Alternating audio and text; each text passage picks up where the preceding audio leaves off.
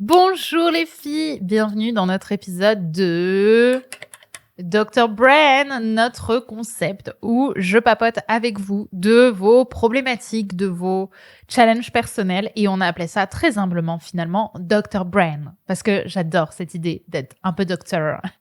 Bref, en tout cas, j'ai eu cette problématique de la part de plusieurs personnes qui est revenue lorsque j'ai posé les questions sur Instagram. J'aime un homme qui ne m'aime pas et en vérité, c'est un truc qui revient beaucoup. Même si c'est jamais vraiment dit de cette manière, à partir du moment où un homme nous rejette, on est dans le fameux j'aime un homme qui ne m'aime pas, que faire? Et vous allez voir que mon avis sur la question, il est en dehors des sentiers battus et ça va un peu changer de ce que vous connaissez. Parce que justement, par le ne m'aime pas, donc comme je l'ai dit, ça peut être vraiment l'idée de se sentir rejeté, ça peut être aussi un homme qui est OK pour qu'on couche ensemble, mais qui ne veut pas d'engagement avec toi. Ça se fait aussi beaucoup. Voilà, c'est en fait, je veux m'engager avec ce mec et ce mec, d'une manière ou d'une autre, ne veut pas s'engager avec moi. Il veut pas que je sois la number one dans son cœur. Que faire, Brent? Parce que moi, c'est le number one dans mon cœur. Bam, bam, bam. Eh bien, je vous préviens d'avance, je vais pas me faire des amis avec cet épisode parce que je vais aller en dehors des sentiers battus de l'amour et de la bienveillance connotée qu'on connaît aujourd'hui. Mais pour moi, ouais, allez, on va le dire comme ça.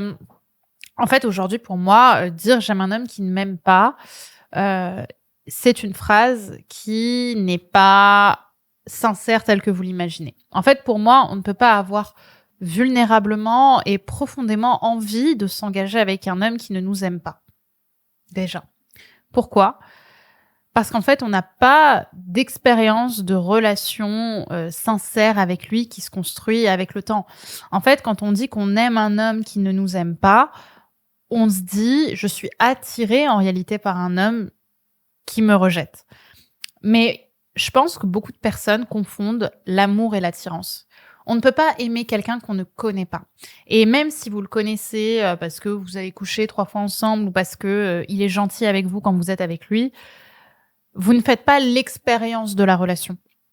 Vous ne faites pas l'expérience du couple quand vous êtes à ses côtés parce que vous ne voyez que quelques parties que vous traduisez comme l'idée que c'est quelque chose que vous aimez chez lui. Mais dans les faits, tous ces comportements sont souvent des comportements plutôt superficiels qu'on va interpréter comme « Waouh, ça y est, il a ouvert mes chakras, je l'aime ». Mais en réalité, il n'y a que dans l'expérience du couple et dans l'expérience de l'imperfection de l'être qu'on arrive à aimer quelqu'un profondément. En fait, le lien se crée de cette façon-là. Je vais vous donner un exemple personnel. Je vais vous raconter un peu ma vie. Il y a quelque temps, je vous ai jamais parlé de cette relation. J'ai été aimée de quelqu'un qui, j'avais pas du tout prévu de parler de ça, qui en fait, au début, on a eu une relation qui était pas du tout basée sur le couple ou l'amour. Enfin, c'était pas du tout le projet. Et j'avais un peu de mal avec cette personne. Elle était trop lente pour moi, trop... voilà, je m'ennuyais, je la sentais un peu désincarnée. Enfin voilà, pas du tout ma came de personne avec qui je discute de manière générale. Et la vie a fait qu'on a dû se revoir plusieurs fois. Et donc forcément, la discussion fait qu'on discute, on papote et blablabla et blablabla. Sauf que voilà, c'était... Vous voyez, là, si vous m'avez en caméra, je suis en train de faire les... de faire les rames. Parce que vraiment, je ramais, je connectais pas. Et en fait, au fur et à mesure du temps, on a commencé à parler. Et il m'a dit cette phrase. Enfin, oui, il m'a dit cette phrase de « c'est le temps qui me permet de me montrer et c'est avec le temps que je veux t'apprécier pour qui tu es et pas pour ce que tu me montres depuis 3 semaines. » Voilà. Je me suis pris une claque. Je vous avoue qu'à ce moment-là, j'ai été bluffée par cette authenticité, par cette relation que j'ai eue. Et en fait, il m'a dit, à travers ce que tu me montrais de toi, à travers cette image que tu m'as montrée de toi, je me sentais pas touchée et j'avais pas envie de créer du lien avec toi. Là, parce qu'on commençait un peu à parler et on commençait vraiment à discuter. Il m'a dit: «J'ai eu le sentiment de commencer enfin à toucher du bout du doigt Brenda». Là, c'était un peu compliqué. Là, c'était un peu compliqué. Hem et en fait, ça amène, en fait, à quelque chose de très intéressant. C'est que au début d'une relation, l'inconscient fait qu'on ne sera jamais la même personne qu'au bout de plusieurs mois. Et en fait, l'image qu'on a de quelqu'un, c'est l'expérience qu'on en fait. Et l'expérience qu'on en fait au départ, quand on commence à se dire qu'on aime quelqu'un, ce n'est pas qu'on l'aime, c'est qu'on imagine la personne qu'il est et on imagine que c'est cette personne qu'on aime. Mais dans les faits, cette personne, tant qu'on l'a pas fréquentée dans le présent, tant qu'on ne voit pas un prisme d'elle plus poussé, on ne peut pas savoir si on l'aime vraiment. Et c'est un peu aussi ce qui se passe avec cette histoire, c'est que cet homme que je trouvais plutôt antipathique et désincarné, m'a montré un prisme, de lui que je n'avais jamais eu l'occasion de voir et qui m'a poussée, en fait, à d'un coup me prendre cette rafale d'émotions très fortes et de sentiments et ce lien, en fait, qu'on a commencé à construire ensemble, que j'ai trouvé absolument magnifique. Waouh, rien que enfin, vraiment, c'est un truc qui me touche parce que très peu de personnes parlent comme ça et hem et donc cette relation sincère que vous voulez avoir avec un homme, vous pouvez l'avoir dans le temps et vous pouvez commencer à aimer quelqu'un, avec tous ses toute sa vie et en même temps, vous ne pouvez pas aimer quelqu'un uniquement pour les bons côtés. Sinon, vous tombez amoureux d'une couverture et pas de la personne. Vous tombez amoureux de l'image que vous en faites, de l'image du couple que vous voulez, de la sécurité affective que vous voulez. D'ailleurs, la plupart du temps, si vous faites ça et que vous êtes dans l'image de l'autre, ben dès qu'il y a un mec un peu plus sympa qui va venir vers vous et que vous, votre couple bat de l'aile, bam, vous allez partir avec. C'est souvent ce qui se passe. Parce qu'en fait, on n'est pas dans le couple. On est dans nos sentiments, on est dans le nous et le couple, c'est justement la collaboration. C'est pas quelque chose d'égoïste, le couple. Donc il y a vraiment cette construction à se rappeler.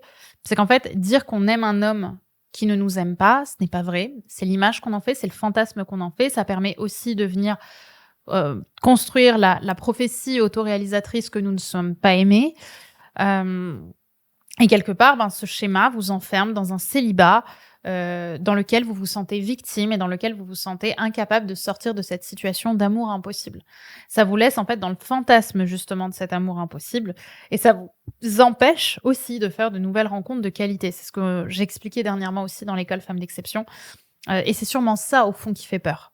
C'est de rentrer dans des situations où on va être aimé pour qui l'on est et on va aimer l'autre pour qui il est dans le temps et accepter cette dose d'amour, accepter cette émotion très forte et pas seulement d'être dans le fantasme de ce qu'on voudrait dans notre vie, dans la volonté aussi de continuer un schéma où sûrement les hommes vous violentent et donc si les hommes vous violentent, vous continuez encore une fois ce schéma où vous êtes rejeté. Alors que c'est dans le temps et dans le réel qu'on construit l'amour avec quelqu'un. Donc aimer un homme qui ne nous aime pas, pour moi c'est une utopie, c'est une tragédie plutôt, tragédie grecque.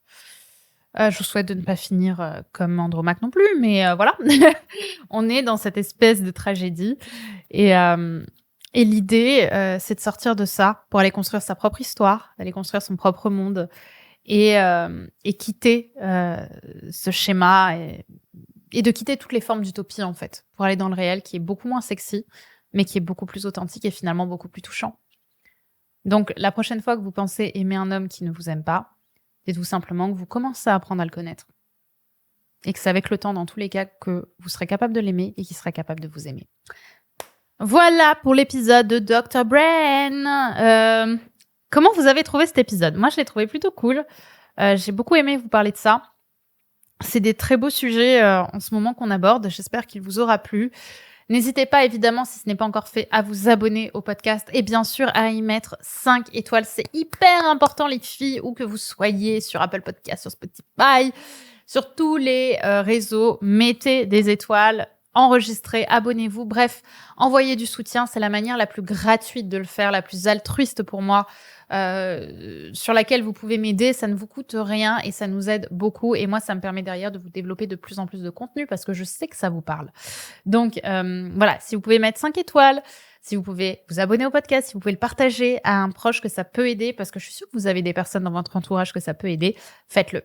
Et d'ailleurs, si ce sujet autour de la guérison des blessures vous intéresse, que vous avez envie de sortir justement de ces schémas, sachez que le 14 septembre, je vais donner une nouvelle conférence, une nouvelle soirée 100% inédite, dans laquelle on va parler de l'amour de soi, de la confiance en soi et sortir justement de ce célibat réconfortant dans lequel vous êtes. Donc, si vous vous êtes retrouvé dans dans ce schéma, surtout, soyez là. Le lien pour vous inscrire est en description de ce contenu.